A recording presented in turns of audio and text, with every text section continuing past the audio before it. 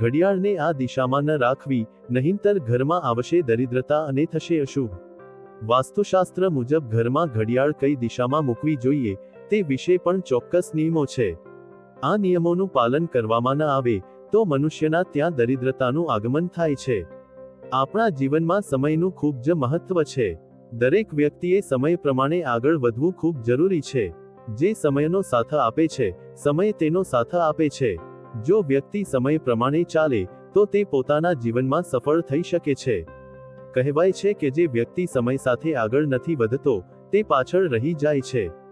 સમય જોવા માટે આપણે ઘરમાં ઘડિયાળનો ઉપયોગ કરીએ છીએ.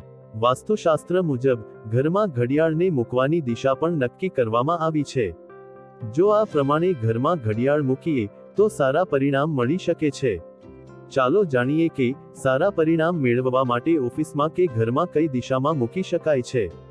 વાસ્તુશાસ્ત્ર મુજબ આપણે ઘડિયાળને આપણા ઘરના ઈશાન કોણ એટલે કે ઉત્તર પૂર્વ દિશામાં આવેલી દિવાલ ઉપર લગાડવી જોઈએ. આ ઉત્તર પૂર્વ દિશાને સકારાત્મક ઉર્જાનો ભંડાર માનવામાં આવે છે.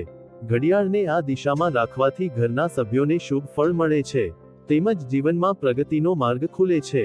વાસ્તુશાસ્ત્ર જણાવે છે કે ઘડિયાળને ઘર કે ઓફિસની દક્ષિણ દિશાની દિવાલ પર ન રાખવી જોઈએ, કારણ કે ઘડિયાળને આ દિશામાં રાખવાથી ઓફિસમાં નકારાત્મક ઉર્જા વધવા લાગે છે.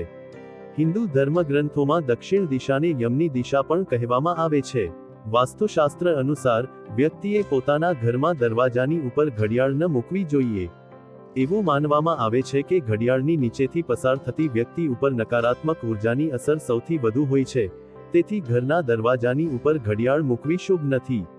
આપણામાંના ઘણા આપણા ઘરોમાં બંધ ઘડિયાળો રાખે છે, જેથી તેનું બાદમાં સમારકામ કરી શકાય અને પછીથી તેનો ઉપયોગ કરી શકાય. વાસ્તુશાસ્ત્ર અનુસાર ઘરમાં ઘડિયાળને બંધ અવસ્થામાં રાખવી અશુભ માનવામાં આવે છે. ખરાબ અથવા અટકેલી ઘડિયાળ નકારાત્મક ઉર્જાની નિશાની છે. વાસ્તુશાસ્ત્રનું માનવું છે કે ઘરમાં બંધ ઘડિયાળ રાખવાથી ઘરમાં દરિદ્રતા આવે છે. તો મિત્રો, તમને આ વિડિયો કેવો લાગ્યો જરૂરથી કમેન્ટ કરજો. જો સારો લાગ્યો હોય તો વિડિયોને લાઈક અને શેર કરજો અને અમારી ચેનલને સબસ્ક્રાઇબ કરજો. વિડિયો અંત સુધી જોવા બદલ ખૂબ ખૂબ આભાર.